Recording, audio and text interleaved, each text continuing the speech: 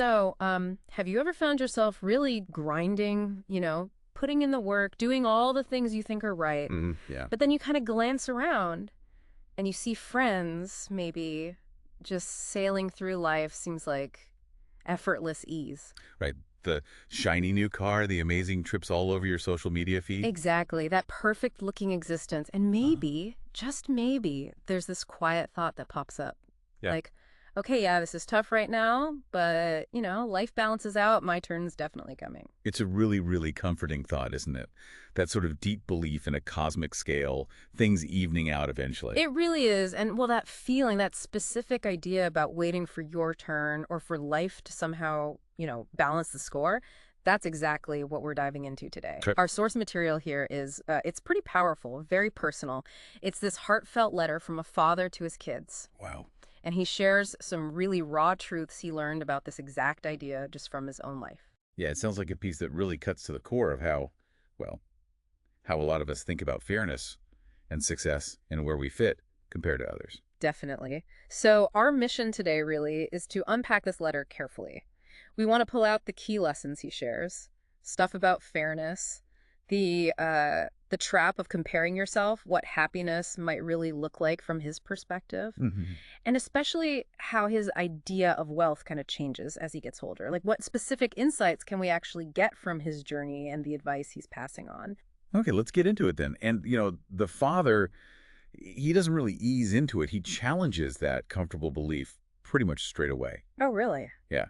His core argument is kind of stark. This notion that life's scales always tip back to some perfect balance, Mm-hmm. or that justice is just sort of automatically delivered. He basically says, well, it's flawed. But that feels so, I mean, it goes against what a lot of us are kind of taught, right? Work hard, be good, your reward will come. Right. Maybe those who cut corners, they'll face consequences down the line, that Yeah. kind of thing. And he gets that feeling. He talks about seeing others with, obvious privilege, the Yeah. luxury lifestyle, the easy path, and that gut reaction. Just wait. Our time will come. Okay. But then he hits his kids with this really pointed question. And it kind of hangs there for anyone reading it. Who promised you that? Oof. Yeah, that definitely makes you stop and think. It really does. Because he then describes what he calls the illusion of karma as balance.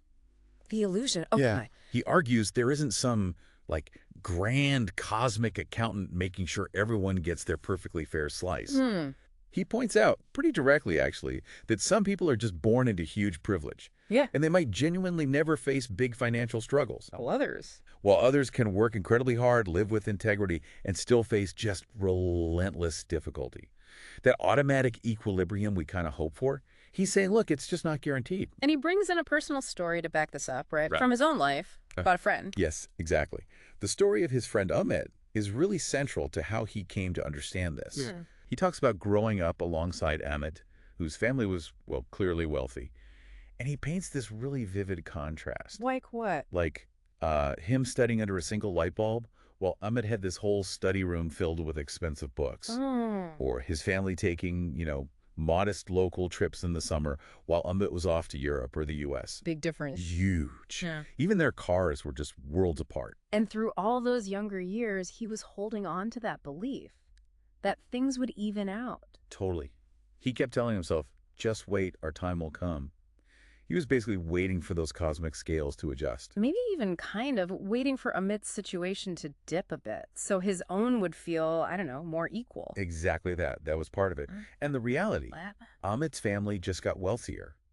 Amit himself went on to build successful companies. His lifestyle, the stuff you see on Instagram, yachts, beach houses, fancy dinners. Hmm. It just continued. So the balancing act he was waiting for. It just didn't happen like that. Yeah. The scales didn't automatically tip back. So the father's big realization then, maybe in his 30s, you said, it wasn't just that life didn't balance out the way he expected. Right, there was more to it. It was that he was actually measuring his own potential happiness against the idea of Amit maybe Yeah. failing or having misfortune. Yes, that's the real kicker. He was tying his own sense of worth to the possibility of his friend struggling. That's a tough realization. And that's where he really got it, with this, stark clarity. Life isn't set up to be fair. It doesn't owe us that automatic leveling. And justice. Justice isn't some magic thing that just appears. If you want it, he realized, you actually have to pursue it actively. Okay, wow.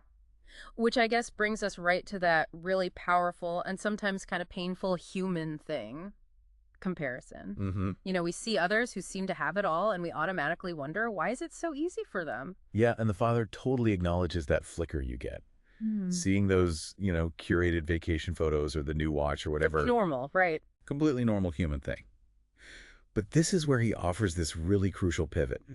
He insists, your happiness is absolutely not dependent on someone else struggling or having misfortune. That's a hard one to really absorb, though. It feels, I don't know, counterintuitive. Like if someone else has less, maybe you feel better by comparison. And he calls that out directly, how corrosive that mindset is. If you're spending your actual life, your energy, waiting for someone else's situation to get worse, just so you can feel better. Yeah. He says you're basically just wasting your life. So, okay, if waiting for fairness is a dead end and comparing yourself is a trap, what's the alternative he's suggesting? The real path to happiness, he writes, comes from building your own life on your terms. Okay. It's about creating your own joy, your own success, completely separate from what anyone else has or does. Right. So digging into that, he's asking his kids, and by extension, us, the listeners, to accept a pretty tough truth.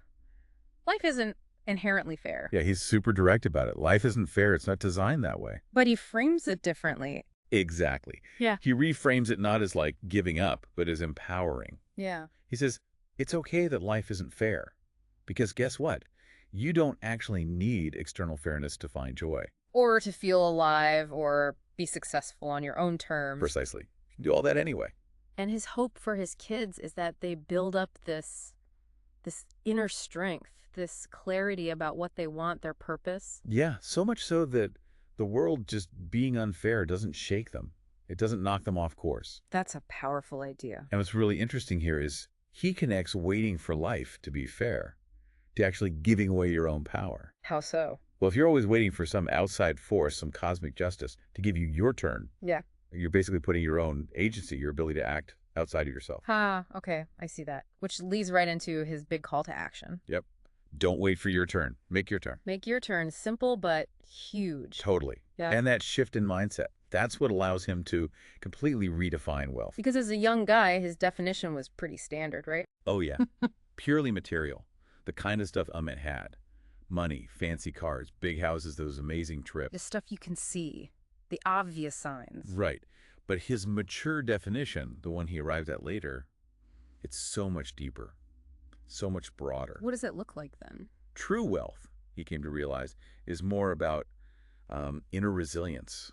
It's the ability to find contentment even when things outside are chaotic. Okay. It's having the strength to just keep going, keep pushing, even when the odds seem stacked against you. It sounds like peace of mind, too. Definitely. It's that genuine peace of mind where you don't need to see someone else fail to feel okay about yourself, to feel successful. And he connects this new idea of wealth to living boldly. Yeah, understanding that life doesn't owe you a thing, but that you owe yourself everything. Everything, in terms of living a life with purpose, with integrity. So this raises a really interesting question.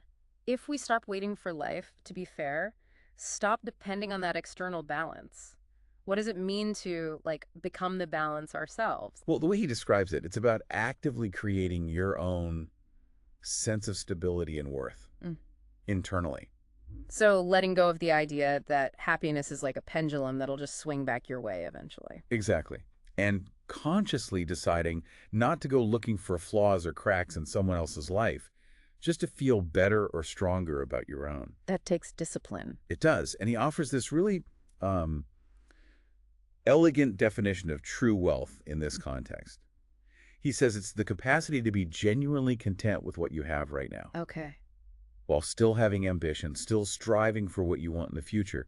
It's not about just settling. It's like inner peace and drive can coexist. Right. That's it, exactly. So the goal he's laying out is to live in a way where your joy is just self-sufficient. It's not a reaction, positive or negative, to what's happening with other people. You're the architect of your own inner state. That's the idea. Yeah. And he really expands on the kind of richness he actually wants for his kids. It goes way beyond money. Like what? Richness in character, he says, in humility, in wisdom, and just inner peace. So it's about building a sense of self, an inner core, that lets you walk into any situation and feel strong. Not because of what you own or what your job title is, but just because of who you are inside. Yeah, feeling complete, whether you drive a Honda or a Mercedes, live in a small apartment or a huge mansion, it doesn't define your core sense of okayness. And he sums that up with a really powerful line from the letter. Oh yeah, it's a great one.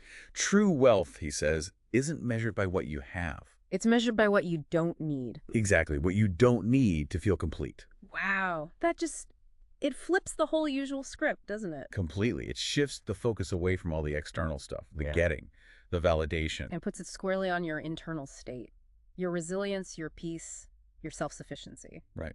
And this all kind of comes together in his final thoughts for his children. He urges them to reflect on their own intrinsic worth.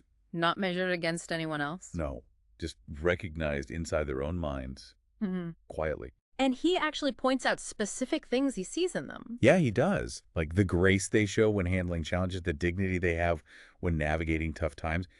He says that strength, that resilience, that is their real wealth, immeasurable wealth. That's beautiful. And he gives them these really specific affirmations, almost like a treasure map he wants them to carry inside. You are sharper than you think, stronger than you know, and kinder than most. That, he tells them, is their true treasure. Something that, bank accounts or designer labels just can't touch. They can't measure it. And his final message, really, for them and for anyone reading who struggles with comparison or that feeling of unfairness. Yeah, it's profound. No matter how wealthy or successful or easy other people's lives seem. Keyword, seem. Right. Your inherent worth isn't diminished by that. Not one bit. You are enough. He just reminds them, flat out, you always have been enough and you always will be. It's such a powerful call to just shift our focus inward, doesn't it? Away from all the noise outside, the comparisons, the perceived injustices. And towards building up our own inner strength, recognizing our own value, totally independent of circumstances. So, wow, we've really dug into this father's incredibly insightful letter today. We went from, challenging that common belief about life automatically balancing out And the trap of comparison. to understanding that true wealth, real happiness, they aren't destinations or reactions. They're internal states we have to actively build ourselves. Yeah, exactly. Yeah. His journey, through his words, really shows that waiting for the world to be fair, it's kind of passive, and it often leads to disappointment. Right. And that our real power, our actual wealth, it lies in our own resilience, how we see things, our perspective, and that ability to find contentment and drive from within. So as we finish unpacking this really powerful letter, it does leave us with that very clear, very actionable challenge he issues. Make your own turn and create your own balance. Yeah? So maybe something for you to think about as you go forward. What's one specific concrete action, maybe, or just one deliberate shift in your perspective that you could make this week? Something to help you make your own turn or cultivate that internal balance, completely independent of anyone else's journey or how fair the world seems,